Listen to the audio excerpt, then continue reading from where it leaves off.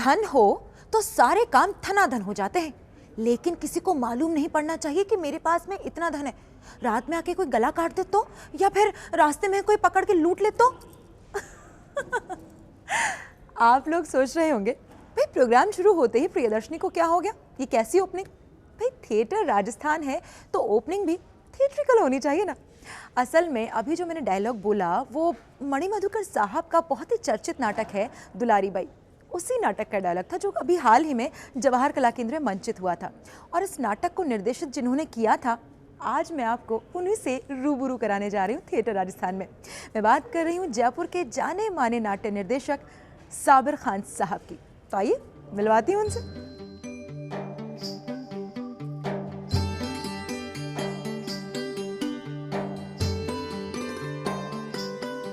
Hello sir, कैसे हैं आप? Fine fine. आइए। कैसे हैं सर आप? मैं बिल्कुल ठीक हूँ, आप बताइए आप कैसे हैं? बहुत अच्छा, और thank you for coffee. Sir एक मन में प्रश्न है कि आपने इतने सारे स्टूडेंट्स तैयार किए हैं, आज आप बहुत सारी कार्यशालाएं भी आयोजित करते हैं नेशनल स्कूल ऑफ ड्रामा के कोलैबोरेशन से, और तमाम वर्कशॉप्स लगती हैं आपकी। आपकी रंग यात्रा की बात करें तो कहाँ से शुरू हुई, कैसे शुरू हुई? ये एक्चुअली क्या है कि शुरू में जब बचपन में पहले जो जयपुर के अंदर मुस्लिम एलिट क्लास जी या जो पैसे वाले लोग थे उनकी शादियाँ होती थी तो उसमें वो जलसा किया करते थे। जो वर पक्ष होता था वो बारात में तवाइफों को और नक्कालों को लेकर साथ जाया करते थे। जी। तो पहले वहाँ जब दुल्हन के घर बारात पहुँचती थी तो पहले तवाइफ में डांस करती थी, फिर उसके बाद 12 बजे के आसपास रात को हाँ। वो नाटक शुरू करते थे नक्काल, और वो सुबह तक होता था। तो वो हम रेगुलर जहाँ भी शादी होती थी बचपन में देखने भागते थे। तो वहाँ से शौक पड़ा। अच्छा। तो संगीत में रुचि थी, हाँ। गाने सुनता था, फिर क्रिकेट खेलनी शुरू कर दी। अच्छा। 4-5 साल क्रिकेट खेली, जी। और उसके बाद फिर रवींद्र मंच पर एक वर्कशॉप शुरू हुई थी, वहाँ थिएटर वर्कशॉप ज्वाइन की है। वासु जी उसके डायरेक्टर थे वर्कशॉप। जी। वहाँ से फिर थिएटर में, हाँ। उसके बाद कहीं इधर नहीं भटका। यानी क्रिकेट भी खेला आपने, म्यूज़िक में भी आपका इंटरेस्ट रहा, लेकिन फाइनली जो आपका जिसे कहना चाहिए यात्रा थमी वो रंगमंच पे आके। अच्छा सर, आपका पहला नाटक कौन सा था? वो कोई नहीं भूलता। आपका पहला नाटक कौन सा था? पहला नाटक मैं एक्चुअली जब यहाँ जयपुर में जोधपुर में सुलभा देश पांडे की एक वर्कशॉप लगी थी, तो मैं वो वर्कशॉप अटेंड करने गया था उनके साथ। जी। उसके बाद मैंने बच्चों का प्ले किया था राजा मांगे पसीना। राजा मांगे पसीना। That was my first play. अच्छा। चिल्ड्रन प्ले था। जी। और फिर उसके बाद मैंने जो फुल लेंथ प्ले किया वो था बकरी, सर्वेश्वर दयाल सक्सेना का। बकरी। जी। तो ये दोनों नाटक मेरे छोटे और बड़े तो यहाँ से मैंने जी। और शुरू में तो मैं एज एन एक्टर ही एक्टिंग किया करता था, क्योंकि एक्टिंग का शौक था। जी। तो काफ़ी करीब 75 से लेकर 80 तक मैंने हाँ। एक्टिंग, आपने अभिनय किया, सिर्फ अभिनय किया। और उसके बाद फिर मुझे डायरेक्शन में इंटरेस्ट जी। डेवलप जी। जी। हुआ। जी। जी। जी। सर आपने फिल्म भी की है, रंगमंच के साथ में फिल्मों में भी आपने काम किया, और एक राजीव कुमार, जहाँ तक मैं सही हूँ, राजीव कुमार करके आपकी एक शॉर्ट फिल्म थी, उसको शायद अवार्ड भी मिला था। लेकिन आपने मुंबई की तरफ रुख क्यों नहीं किया? नहीं, बॉम्बे एक्चुअली क्या है कि एक बार यहाँ टीपू सुल्तान की शूटिंग जब जयपुर में चल रही थी, संजय खान इसको बना रहे थे सामोद में, तब मेरे मित्र थे जो शुरू में संजय खान तो वो अपने शूट कर नहीं रहे थे, उनके ब्रदर कर रहे थे, लेकिन 13 एपिसोड के बाद उनके भाई ने छोड़ दिया था टीपू सुल्तान। फिर मज़ाहिर रहीम उसके डायरेक्टर बने थे। तो मज़ाहिर रहीम से मेरी जान पहचान थी, उन्होंने मुझे बुलाया। तो उस समय वो टीपू सुल्तान के उनके सारे डायलॉग्स वगैरह का, क्योंकि वो संजय खान उर्दू में स्क्रिप्ट लिखा करते थे, तो मैं उसको हिंदी में ट्रांसलेट किया करता था। अच्छा। और सारा उनको कास्टिंग में, डायरेक्शन में उनकी मदद की।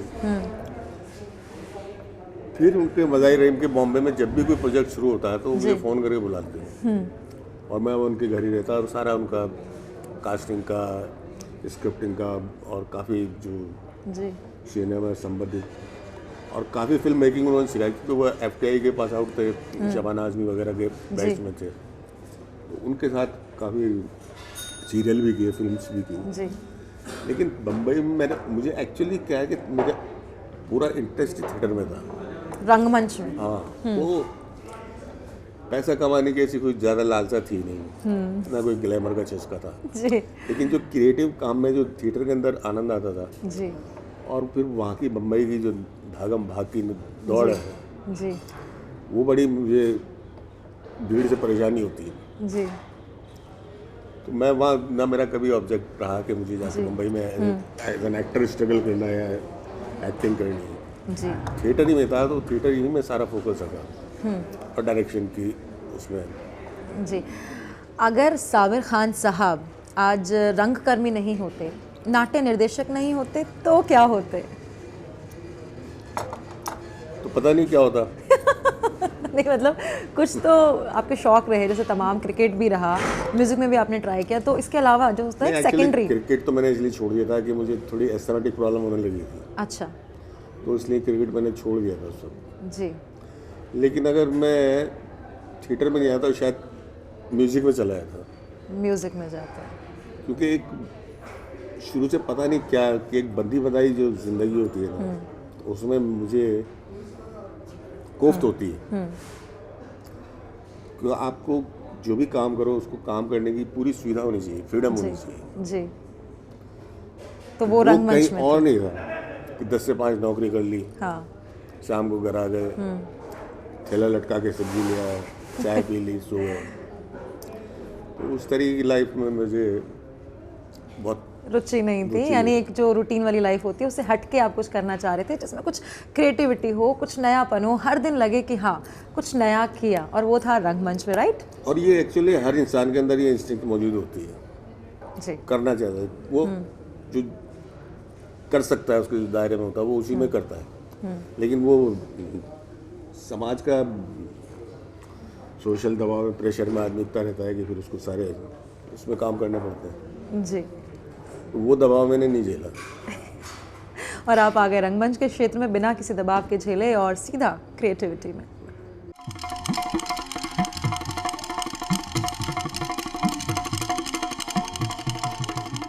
सर कहते हैं कि जो जितना क्रिएटिव होता है बचपन में वो उतना ही नटोरियस होता है, उतना ही नटखट होता है। तो आपकी बचपन की ऐसी कोई याद जो आपको आज भी हंसाती हो, गुदगुदाती हो?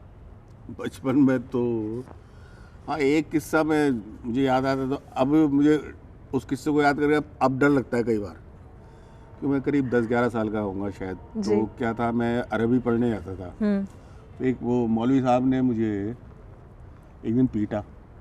अच्छा। तो मैंने जाना बंद कर दिया, 5-7 दिन में गया ही नहीं। मौलवी साहब मेरे पिताजी को टकरा गए, फादर को बोले कि ये तो पढ़ने ही नहीं आता। तो फादर ने मुझे डांटा, 2-4 लपट टिका दिए। तो मैं नाराज़ होकर मैंने क्या किया, एक पैंट पे दूसरी पहनी, दूसरे पे तीसरी पैंट पहनी, उस पर 3 पैंटें एक साथ पहनी, 3 शर्टें एक साथ पहनी जी। और मैं सीधा स्टेशन गया। वहाँ से सवाई माधोपुर का टिकट लिया, सवाई माधोपुर से गाड़ी चेंज करके बम्बई पूछ पाछ के बम्बई ट्रेन किधर जाती है जी, वहाँ का टिकट लेके बम्बई चला गया। अच्छा। बम्बई मेरी मौसी रहती थी जी। फिर यहाँ से टेलीग्राम वगैरह, उनको टेलीफोन वगैरह किया, सूचित किया, वो मुझे स्टेशन लेने गए। तो मैं अकेला, ना कोई सामान ना कुछ, ट्रेन से उतर गया, वो मुझे ढूंढते रहे। मैंने सोचा कि शायद कोई लेने आएगा, लेकिन ऐसे ही डरते डरते बाहर निकल गया। बाहर निकलने के आने के बाद मुझे लगा कि यार कहाँ गया मैं। जी तो मुझे वो एड्रेस याद था, तो मैंने वो बाहर स्टेशन एक बग्गी वाला था, जी, उसको मैंने एड्रेस बताया, तो उसने कहा चलो बैठो, 1 रुपया लेंगे। बैठ गया जी। और उसने सीधा घर ले आके वहाँ घर के सामने छोड़ दिया बिल्डिंग के। अब मेरे मौसा और मौसी मुझे ऊपर से देखते रहे और एकदम नीचे कह रहे, यार तुमने तो हमको बेवकूफ़ बना दिया, जी। हम अभी स्टेशन से आए, तुम्हें देखेंगे तुम आ किधर से गए। अच्छा। तो वो बड़ा अजीब। और उस वक्त फिर मैंने एक फिल्म की शूटिंग भी देखी मेरे वहीं जी। मेरे मौसा के दोस्त थे, वो ले गए थे। नील कमल फिल्म की शूटिंग हो रही थी, अच्छा। जिसमें वहीदा रहमान एक स्टेज के ऊपर डांस कर रही थी, मनोज कुमार हाँ उन्हें इतने देख रहे थे। जी। तो वो घटना मुझे अभी भी याद आती है। और आप मतलब तो कई बार डर लगता है कि यार कहाँ मैंने बेवकूफ़ी की थी, लेकिन वो बचपन था, जी गुस्सा भी था और फिर निकल गए। जी जी जी। तो सर आपकी इस पूरे करियर में आपके पेरेंट्स का सपोर्ट कितना रहा कि अब मैं रंगमंच में जाऊंगा? जब आपने ऐलान किया होगा घर में, तो पेरेंट्स की क्या प्रतिक्रिया थी? नहीं, मेरे फादर ने तो यही कहा कि क्यों अपनी ज़िंदगी बर्बाद कर रहे हो, क्योंकि मेरे बड़े ब्रदर थे, उनका ज्वेलरी का जी बिजनेस था, जी। वो मेरे काफ़ी पीछे पड़े रहते थे। शुरू में जी। वो मुझे अपने साथ लगा भी लेते थे हाँ जी। और उनका काफ़ी अच्छा बिजनेस है आज भी। लेकिन वो एक्चुअली मुझे पैसा कमाने का वो इंटरेस्ट नहीं था। जी। मैं सोचता था क्या है यार, क्योंकि आनंद ही नहीं आता था उसमें। आपका सारा आनंद, आपका सारा जो क्रिएटिविटी होती थी वो रंगमंच में निकलती थी, हाँ, तो बस। इसलिए अच्छा, आप एक अभिनेता के तौर पर आपने शुरू किया अपना सफ़र और फिर धीरे धीरे आज आप निर्देशक हैं, एक सफल निर्देशक हैं। तो ये जो सफ़र तय किया, ये कैसे किया और कैसे निर्देशक बनने का आपने सोचा? एक्चुअली एक समय ऐसा आया जयपुर में कि उस वक्त जयपुर का जो थिएटर था वो जी कुछ संस्थाओं के हाथों में था। जी। कुछ संस्थाएं वो थिएटर करती थी और वही थिएटर एक नाटक कर लिया, फिर वो नाटक के शो जब होते थे जब वो संस्था जाती थी, अच्छा जी। तो वो हमको बड़ा, हम एक शो करते थे, बैठ जाते थे। तो फिर हमने सोचा यार हम खुद ही करना चाहिए हमको। और ये देखते थे कि पहले हम फिर जब पढ़ने लगे थिएटर के बारे में, तो दिल्ली में देखते कि बीवी कारांत का नाटक है, भानु भारती का नाटक हो रहा है, मोहन ऋषि का नाटक हो रहा है, रंजीत कपूर का नाटक हो रहा है। जो निर्देशक होते थे उनके नाम से नाटक देखते थे यार, और हम ये देखते थे यहाँ किस संस्थाओं के नाम से फला संस्था का नाटक हो रहा है, संस्थाओं का। तो मैंने कहा इस संस्थाओं के इस मक्कड़ जाल को तोड़ना चाहिए। फिर हमने स्टार्ट करना शुरू किया जी। और फिर उसके लिए आगे और पढ़ना शुरू किया, क्योंकि जब डायरेक्शन में आए तो फिर बहुत सारी चीज़ें पढ़ी, हिस्ट्री पढ़ी, साइकोलॉजी पढ़ी और बहुत सारी चीज़ें पढ़नी पड़ी। फिर उसके बाद तो वो धीरे धीरे और फिर डायरेक्शन के अंदर लगा कि नहीं, ये कंटिन्यूटी थिएटर की ज़रूरी है, जी। क्योंकि अगर कंटिन्यूस थिएटर नहीं होता है तो उसकी ऑडियंस भी नहीं बन पाती है। बिल्कुल सही। और हिंदी थिएटर की ये प्रॉब्लम है कि होता है थिएटर बंद हो जाता है, रेगुलर नहीं है। सर आपने रंगमंच का सफ़र किया, रंगमंच कर रहे हैं आज, और रंगमंच को लेकर सबकी अपनी अपनी धारणाएं हैं, अपने अपने मायने हैं, नज़रिया है। कोई बदलाव का माध्यम समझता है रंगमंच को, कोई एंटरटेनमेंट का माध्यम, कोई शिक्षा का माध्यम। लेकिन आपके लिए रंगमंच क्या है, क्या नज़रिया है रंगमंच को लेकर? देखिए, थिएटर एक लाइव मीडियम है और एक ऐसा, ये मात्र एक ऐसी कला है जी कि जितनी भी दूसरी कलाएं वो सब इसके साथ इंटरेक्ट करती हैं। जी। चाहे संगीत हो, चाहे आपका स्थापत्य कला हो, सारी कलाएं इसके साथ इंटरेक्ट करती हैं। और जो मॉडर्न थिएटर और उसके बाद जो डेवलपमेंट हुआ, जो इस लिटरेचर में मॉडर्निज्म आया, तो जहाँ वो किस्से कहानी वाला रंगमंच वो खत्म हो गया, सारी चीज़ें खत्म हुई। एक पर्पसफुल नाटक हुआ। मेरा ऑब्जेक्टिव ये है कि नाटक, क्योंकि एक लाइव मीडियम है, जी। इसका सीधा असर पड़ता है दर्शकों पर। तो नाटक ऐसे करिए आप जो लोगों की समस्या से जुड़े हो, जी। लोगों की अपनी बात कहता हो और लोगों को चीज़ों के प्रति अवेयर भी करता हो। बाकी निर्णय लेना लोगों के हाथ में है। दर्शक। हम एक स्थिति रख दो आप लोगों के सामने, तो ये मेरा ऑब्जेक्ट यही है कि ऐसे ही नाटक करना मेरा। जी। ठीक है, एंटरटेनमेंट का भी मीडियम है, तो एंटरटेनमेंट भी होता है उसमें, लेकिन मूल मेरा कॉन्सेप्ट है कि प्ले थिएटर वो होना चाहिए जिसका कोई मकसद हो, कोई अर्थ हो, कोई मीनिंग हो। साबिर खान जी के बारे में कहा जाता है कि उन चुनिंदा व्यक्तित्व में से हैं, चुनिंदा लोगों में से हैं जिनका पूरा जीवन रंगमंच के द्वारा ही चलता है, अपना पूरा जीवन यापन रंगमंच से ही करते हैं। तो आपको क्या संघर्ष झेलने पड़े इन सब सारी चीज़ों में अपने ब्रेड एंड बटर के लिए? क्योंकि कहा जाता है कि रंगमंच से आप अच्छे से आप अपनी लाइफस्टाइल नहीं जी सकते, अपनी लाइफ को नहीं जी सकते। आपको कितने संघर्ष झेलने पड़े? नहीं, ये तो है कि एक्चुअली हिंदी थिएटर की समस्या ये है जी। कि हिंदी थिएटर प्रोफेशनल हिंदुस्तान में कहीं भी नहीं है। ले देकर एक NSD की रेपर्टरी है, श्री राम सेंटर रेपर्टरी है, एक रेपर्टरी शायद यूपी में है। तो ये इन रेपर्टरीज और भारत भवन में है, तो इन रेपर्टरीज के अलावा एक्टर्स को, कई आर्टिस्ट को पैसा मिलता नहीं रेगुलर मंथली।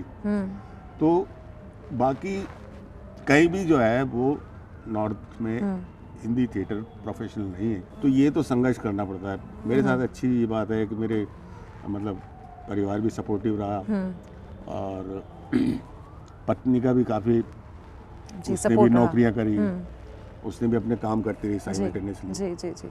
तो मैं भी करता रहा। तो इस तरीके से जो ज़रूरत ज़िंदगी में जितनी होनी चाहिए जी उतना मिलता रहा। ज़्यादा की उम्मीद नहीं है, आशा नहीं है और महत्वाकांक्षा नहीं है। जी, बस क्रिएटिविटी करना चाहते हैं। रंगमंच के बारे में कहा जाता है कि रंगमंच व्यावसायिक नहीं है, तो क्या रंगमंच व्यावसायिक हो सकता है, और अगर हाँ तो किस तरह से?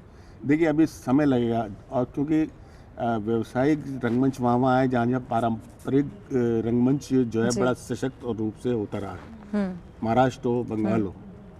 महाराष्ट्र के अंदर तमाशा है, महाराष्ट्र का थिएटर प्रोफेशनल है। वहाँ जितने भी मराठी नाटक होते हैं उसमें जितने लोग काम करते हैं सबको पूरा पैसा मिलता है। और मेरे एक दोस्त थे विक्रम गोखले, मैंने उनके साथ एक सीरियल भी किया था हमने। तो वो मराठी थिएटर के एक्टर हैं, वो पहले थिएटर करते थे और उसके बाद सिनेमा को प्रायोरिटी देते हैं। उनकी पहले उनकी कंडीशन ये होती है कि मेरा ये नाटक है और नाटक से काफ़ी उनको पैसे मिलते हैं खूब। डॉक्टर श्रीराम लागू थे, उन्होंने मराठी थिएटर किया। तो वो इसलिए था क्योंकि तमाशा जो था वो इतने पारंपरिक रूप से सशक्त था, लोग देखते थे। वहाँ तमाशा देखने के लिए पैसे अलग से महीने में रखते थे। तो वहाँ पर उन्होंने तमाशा की ट्रेडिशन को छोड़ा नहीं जी। और जो उसका टेक्स्ट था उसको कंटेम्परेरी करते रहे। फॉर्मेट वही रखा, फॉर्म वही रखा, तो जो परंपरागत दर्शक था वो जुड़ा रहा लगातार। तो मॉडर्न थिएटर में भी वो आता रहा। तो हमारे यहाँ हिंदी थिएटर में जो हमारी लोक नाट्य शैलियाँ थी वो खत्म हो गई, नौटंकी खत्म हो गई, कोई सरकारी सपोर्ट नहीं रहा। बेचारे जितने भी लोक नाट्य करने वाले कलाकार थे उनके बच्चों ने धंधे छोड़ दिए, क्योंकि ये तो कला थी जो जनरेशन टू जनरेशन ट्रांसफर होती थी। अब कोई बेचारा कोई धंधा कर रहा है, कोई अंडे के ठेले लगा रहा है, कोई कुछ कर रहा है, कोई कुछ कर रहा है, तो वो सारी कलाएं खत्म हो गई थी। अब क्या किया जाए, राजस्थान का रंगमंच व्यावसायिक बने, यहाँ से लोग अपना ब्रेड एंड बटर जुटा सकें, क्या हो सकता है? देखिए राजस्थान का रंगमंच नाम की कोई चीज़ नहीं है। हाँ नहीं, राजस्थान के लोगों की बात करें, राजस्थान के जो रंगकर्मी हैं उनकी बात करें। राजस्थान में जो थिएटर होता है उसको आप राजस्थान का रंगमंच नहीं कह सकते, वो हिंदी का ही थिएटर है। जी, हिंदी थिएटर जी। क्योंकि राजस्थानी नाटक में ले दे के अर्जुन देव चारण कर रहे हैं जी। भानु भारती ने किया था, जो एक राजस्थानी पशु गायत्री उन्होंने किया था, वो एक राजस्थानी प्ले था, गौरी फॉर्म को लेकर उन्होंने किया था। और मैंने किया तमाशा के ऊपर, गोपी जी जिस तमाशा शैली पर है उसको पहली बार उसको इंटरेक्ट करके मॉडर्न थिएटर का इंटरेक्ट करके किया।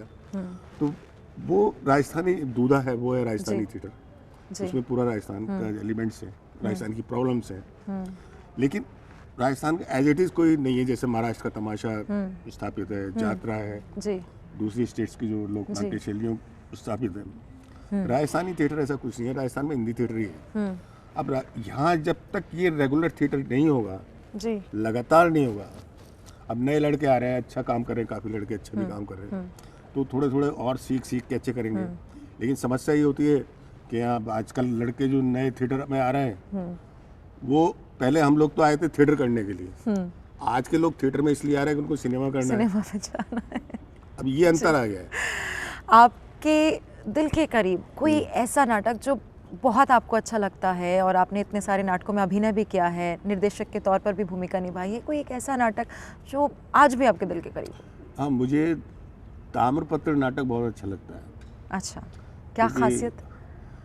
वो नाटक एक ऐसे इंसान की कहानी है जो बिल्कुल एक ईमानदार सच्चा है, लेकिन उसको सामाजिक दबाव के कारण, पारिवारिक दबाव के कारण, जो ऐसा आर्टिस्टों के भी जीवन में होता है बेचारों के, तो उसको वो उस तरीके की ज़िंदगी जीनी पड़ती है जी। और उसके लिए वो एक झूठ का सहारा उसको लेना पड़ता है, और अंत में वो झूठ को लेकर उतार के फेंकता है बाद में, क्योंकि उसका ट्रांसफॉर्मेशन ऐसा होता है उस करेक्टर का अंत तक जा जाकर। तो वो उसका बहुत बढ़िया उसका करेक्टराइजेशन और वो जो करेक्टर है वो प्ले बहुत अच्छा है। क्या बात है सर। एक समस्या मुझे लगती है, हम राजस्थान के रंगमंच की बात करें, मतलब राजस्थान में जो रंगकर्मी हैं उनकी बात करें, हमारे पास अभिनेता हैं, निर्देशक हैं, लेकिन डिज़ाइनर की बात करें, कॉस्ट्यूम डिज़ाइनर की बात करें, सेट डिज़ाइनर की बात करें, या आप मेकअप डिज़ाइनर की बात करें, तो बहुत कम लोग नज़र आते हैं। ऐसा क्यों, ऐसा किस लिए? एक्चुअली क्या मैं वही बता रहा हूँ ना कि जो लड़के आ रहे हैं उनका सारा फोकस एक्टिंग के ऊपर है जी। इन एलिमेंट्स की जो कि बड़े महत्वपूर्ण एलिमेंट्स हैं ये भी थिएटर के, इनकी तरफ ध्यान ही नहीं है। मैंने यहाँ जवाहर कला केंद्र में इतनी वर्कशॉप्स लगवाई, उसमें एनएसजी के साथ जो कोलैबोरेशन किया, एक्सक्लूसिवली मेकअप की और टेक्निकल क्लासेस भी लगवाई, और उसमें मैंने ये भी घोषणा करी कि उस वर्कशॉप के अलावा जो रेगुलर लोग थिएटर कर रहे हैं वो भी ज्वाइन कर सकते हैं उन टेक्निकल चीज़ों की वर्कशॉप को, लेकिन कोई आया ही नहीं। अच्छा, जो लड़के भी ठीक है उस वर्कशॉप में जिन्होंने सीखा उन्होंने तो सीख लिया, लेकिन वो भी उनका भी सारा वही एक्टिंग के ऊपर फोकस है। तो और दूसरी क्या है कि फिर वही देखते हैं कि यार पता नहीं क्या है उसमें, जबकि डिजाइनर जो एक इकाई है बहुत महत्वपूर्ण है रंगमंच के लिए। दूसरा एक कारण ये है कि क्या है कि एक आर्थिक संकट भी होता है प्रोडक्शन करने में, प्ले के अंदर। तो जो डायरेक्टर होता है, जो टीम के लोग जुड़े हुए होते हैं, वही आपस में तय कर आके सब चीज़ें तय कर लेते हैं कि इसकी कॉस्ट्यूम कैसी होनी चाहिए। आपस में लड़के तय कर लेते हैं कि सर ये इस तरीके की, तो वो अलग से किसी की ज़रूरत पड़ती नहीं है। अब वो इसलिए है क्योंकि वो मूल कारण अर्थ है उसमें जी, पैसा नहीं है। आपको अगर आप किसी कॉस्ट्यूम वाले को बात करोगे, थिएटर के एक्सपर्ट को बात, डिजाइनर को बात करोगे, तो उनको एक्स्ट्रा पैसा देना पड़ेगा। वो पैसा कहाँ से लाए? मूल पहले तो यही होता है कि प्ले कर दें कैसे भी करके। सर, आपने एक बहुत लंबा अरसा देखा है रंगमंच में, आप बहुत समय से रंगमंच से जुड़े हुए हैं, अभिनेता से फिर निर्देशक बने, तो तब में और अब में क्या आपको परिवर्तन नज़र आता है? और अगर आज की बात करें तो क्या संभावनाएं हैं आने वाले रंगमंच के लिए? देखिए, रंगमंच की संभावना तो आज अच्छी है। एक समय ये था कि ऑडियंस जो है जी और आती थी और ऐसे ही आती थी, मतलब, लेकिन थिएटर के प्रति जो सोसाइटी में एक दृष्टिकोण था, नज़रिया था पहले, कहते थे यार क्या काम करो, ये नाटक, ये कोई काम है करने का। लेकिन आज वो नज़रिया बदला है जी, और उसका मूल कारण है कि सिनेमा में, टेलीविज़न में जो थिएटर के लोग आए हैं जी जी जी जी, उसके वजह से थिएटर को एक अप्रत्यक्ष पब्लिसिटी मिली जी, क्या उनके बारे में पढ़ा गया, अरे यार ये लोग थिएटर करते थे। हाँ। तो थिएटर एक अपने तरीके से ग्लैमराइज हुआ जी, तो उसकी वजह से ऑडियंस का भी रुझान आया। आज स्थिति है कि दर्शक अच्छे नाटक देखना चाहते हैं, लेकिन अच्छे नाटक होते नहीं है, और क्योंकि इसलिए नहीं हो रहा है कि जो करने वाले हैं उनका ऑब्जेक्ट दूसरा हो गया, वो बम्बई भागने की फिराक में आते हैं जी। ये सबसे बड़ी समस्या है।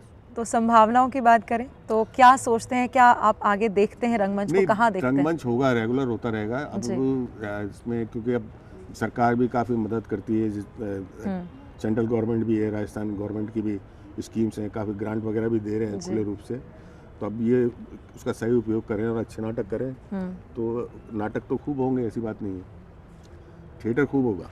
क्या बात है, मतलब थिएटर खूब होगा, नाटक खूब होगा, बहुत अच्छी संभावनाएं हैं जयपुर थिएटर को लेकर, राजस्थान के रंगमंच को लेकर, यही कहना है साबिर खान साहब का। पैसा नहीं था जब भी थिएटर होता था, और अब तो पैसा है, यकीनन। तो अब जब पैसा है, आर्थिक संकट उतना नहीं है जितना एक समय में हुआ करता था, तो यकीनन अब रंगमंच होगा, अच्छा रंगमंच होगा, गुणवत्ता युक्त रंगमंच होगा। फॉर्म है थिएटर, एक ऐसी फॉर्म है जो आदमी की जिंदगी से जुड़ी हुई है, जो आदमी के जीवन को वापस रिक्रिएट करता है स्टेज पर जी।